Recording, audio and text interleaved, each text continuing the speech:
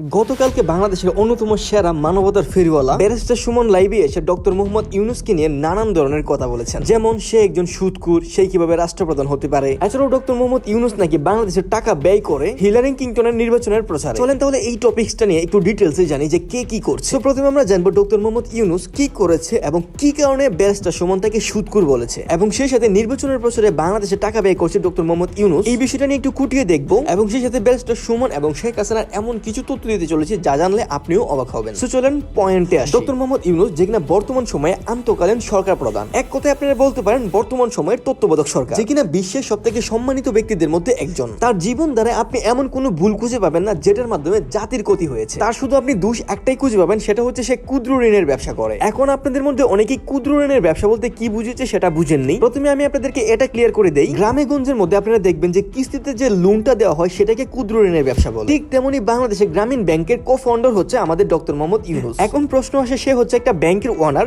সে কিভাবে সুদখোর হয়? এখানে বাংলাদেশের শীর্ষ দালাল ব্যারিস্টার সুমন সুদ বলতে এটাই বুঝিয়েছে যে গ্রামীণ ব্যাংক থেকে যখন একটা মানুষ লোন নেয় সেটা পুরো এক বছরে সুদ করে দেয়, এবং সেই সাথে একটা অ্যামাউন্ট লাভ নেই গ্রামীণ ব্যাংক। গ্রামীণ ব্যাংক প্রথমে একটা মানুষকে একটা অ্যামাউন্ট লোন দিচ্ছে, এবং পুরো বছরে এই লোনের উপর ডিপেন্ড করে একটা অ্যামাউন্ট লোন নিচ্ছে গ্রামীণ ব্যাংক। শুধুই গ্রামীণ ব্যাংক লাভ নিচ্ছে শুধু এটা দেখলে হবে না, এখানে আসলে কার লাভ হচ্ছে সেটা আমাদের বুঝতে হবে। প্রথমে একজন ব্যক্তি গ্রামীণ ব্যাংক থেকে কিছু একটা অ্যামাউন্ট লোন ওঠায়, তারপর সেই টাকাগুলো গ্রামীণ ব্যাংকের একজন কর্মী কিস্তি আকারে পুরো বছরে এগুলো কালেক্ট করে। ব্যাংকের কিছু সেই কর্মীর পিছনেও একটা খরচ আছে। তাছাড়াও এই পুরো সিস্টেমটা চালু করতে কিন্তু আরো অনেক কর্মী এখানে কাজ করছে, এবং তাদের কিন্তু একটা প্রতি মাসে একটা স্যালারি দিতে হয়। তাহলে গ্রামীণ ব্যাংক যদি লাভ না নেয় তাহলে ওই মানুষগুলো স্যালারি কোথা থেকে দিবে? এখন আপনাদের মনে প্রশ্ন আসতে পারে, তাহলে ব্যারিস্টার সুমন তাকে সুদখোর কেন বলেছে? ওই যে একটা মানুষকে ঋণ দেওয়ার পর তার থেকে পুরো বছরে একটা অ্যামাউন্ট লাভ নিচ্ছে, তার জন্য তাকে সুদখোর বলছে। আমি গ্রামীণ ব্যাংকের সাথে জড়িত অনেক মানুষের সাথে কথা বলে আমি এটা জানতে পেরেছি, ধরেন একজন মানুষ গ্রামীণ ব্যাংক থেকে 1 লাখ টাকা লোন নিয়েছে, এবং সে পুরো বছরে প্রতি মাসে 10,000 টাকা করে 1,20,000 টাকা দিবে গ্রামীণ ব্যাংক। অর্থাৎ এখানে হিসাব দাঁড়াচ্ছে প্রতি লাখে 20,000 টাকা করে লাভ নিচ্ছেন গ্রামীণ ব্যাংক প্রতি বছরে। এখন আমার মনে একটাই প্রশ্ন জাগে, এটা কি অনেক বেশি হয়ে গিয়েছে? বর্তমান সময়ে বিনা স্বার্থে কেউ কাউকে 1 টাকা দেয় না, সেখানে সে একটা অ্যামাউন্ট দিচ্ছে, এবং সেই অ্যামাউন্টটা ক্ষুদ্র ক্ষুদ্র ভাবে সে প্রতি বছরে কালেক্ট করছে কিছু অ্যামাউন্ট সুদ সহ।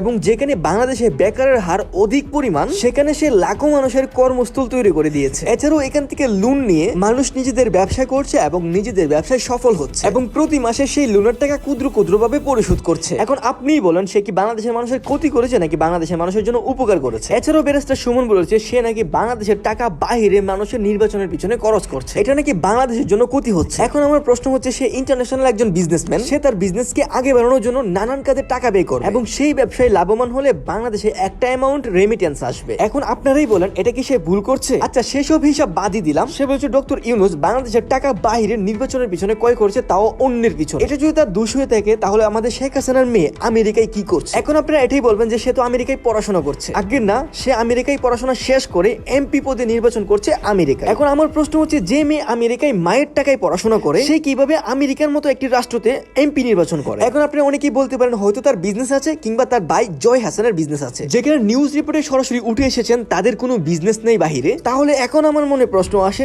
যে তার মেয়ে আমেরিকায় কিভাবে নির্বাচন করছে, আর এত পরিমাণ টাকাই বা কোথা থেকে আসে? নিঃসন্দেহে এটা বলা যায় যে এটা বাংলাদেশের জনগণের টাকা। কারণ বাংলাদেশে আপনি যদি নেতাদের অবৈধ টাকার হিসাব করেন, তাহলে বাংলাদেশের যে প্রাইম মিনিস্টার ছিল শেখ হাসিনা, তার কেয়ারটেকারের পকেটেও 400 থেকে 500 কোটি টাকা পাবেন, যার হিসাব স্বয়ং শেখ হাসিনা দিয়েছে। তাহলে আপনি একবার এটা চিন্তা করেন, যার কেয়ারটেকারের কাছে 400 থেকে 500 কোটি টাকা রয়েছে, তাহলে তার কাছে কেমন পরিমাণ অবৈধ টাকা রয়েছে, এবং তার যে এমপি এবং প্রতিমন্ত্রীগুলো রয়েছে তাদের কাছে কেমন পরিমাণ অবৈধ টাকা রয়েছে। যেমন এই নিউজগুলো দেখেন।